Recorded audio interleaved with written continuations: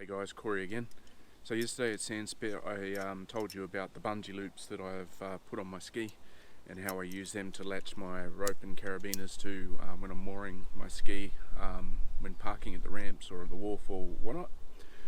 Today I'm going to go through how I make those bungee loops and also give you a bit of a closer look at where they are.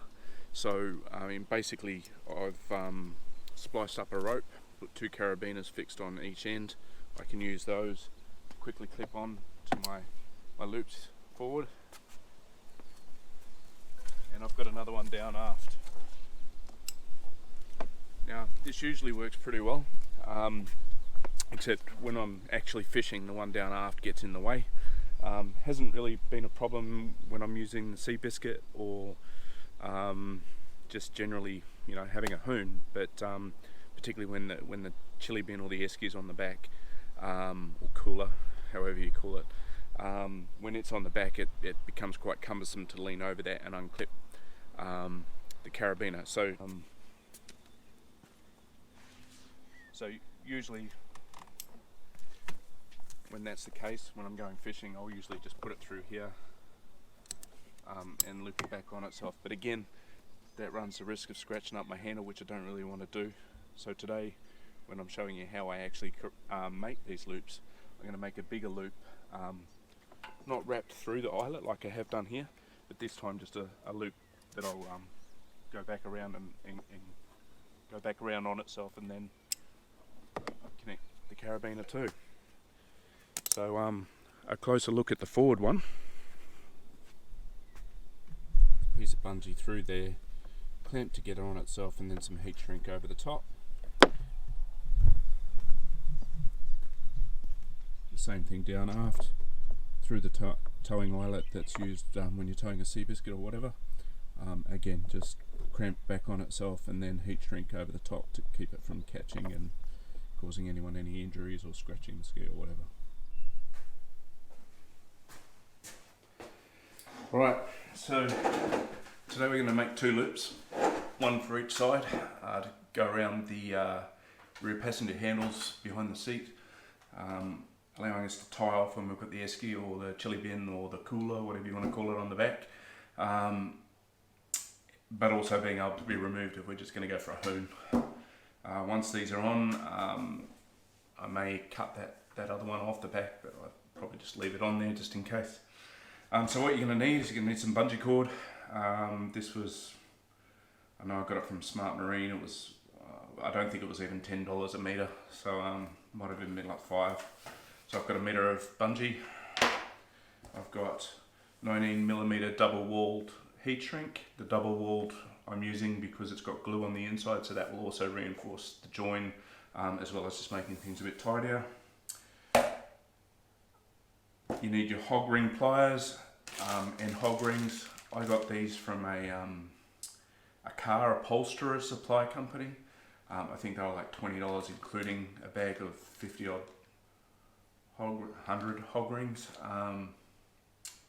Yeah, I think they use these to attach the upholstery to the back of old school cars, like 70s sort of era cars. Anyway, and of course you need a heat gun, hairdryer, cigarette lighter, whatever you got. So first step's pretty easy. We just want to get the length of bungee. I'm not going to skimp. If I was going through the handles, I'd probably make this quite a lot smaller. But as I'm going to make loops to attach and detach, I'm going to keep it quite long. I'm not going to worry about tightening up the ends, primarily because they're going to be under a bunch of heat shrink, so it doesn't really matter. We want to cut off enough heat shrink to cover the joints quite thoroughly. So again, cut off 2 lengths of that.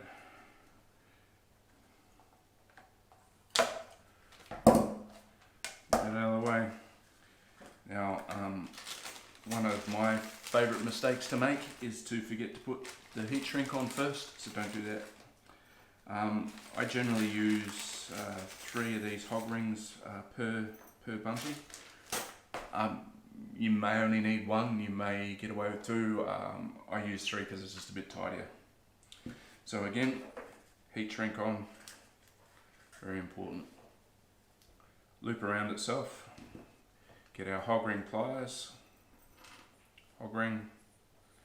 This is a bit hard to do one-handed, but anyway. We're in. Now I'll go one in the middle and squeeze a bit more, and then just tidy that up, and then rinse and repeat.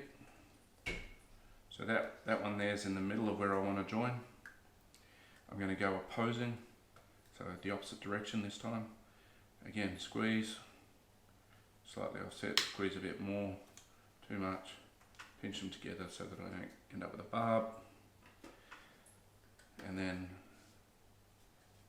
lucky last, again alternating. We're going to go in like so, squeeze.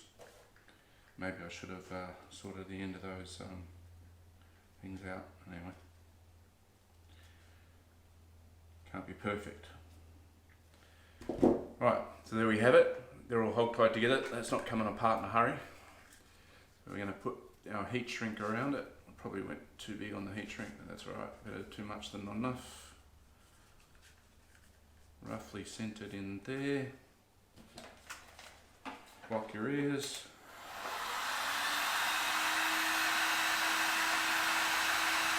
A little bit more exciting than washing paint dry, but not by a whole lot.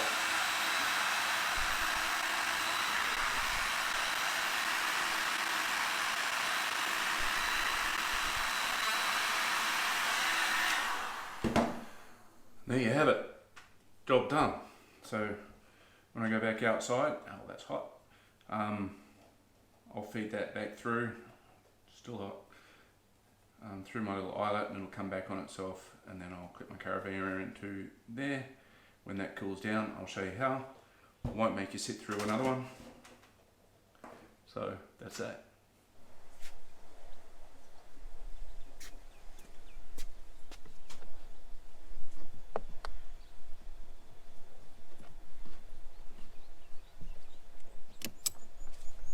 There you go, job done.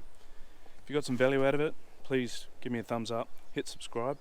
I'll follow this video up with a video on how I set up my anchor, whether that's to use it as a on a beach or when fishing, and of course I owe you a video on how I deal with being wet and getting into the ute.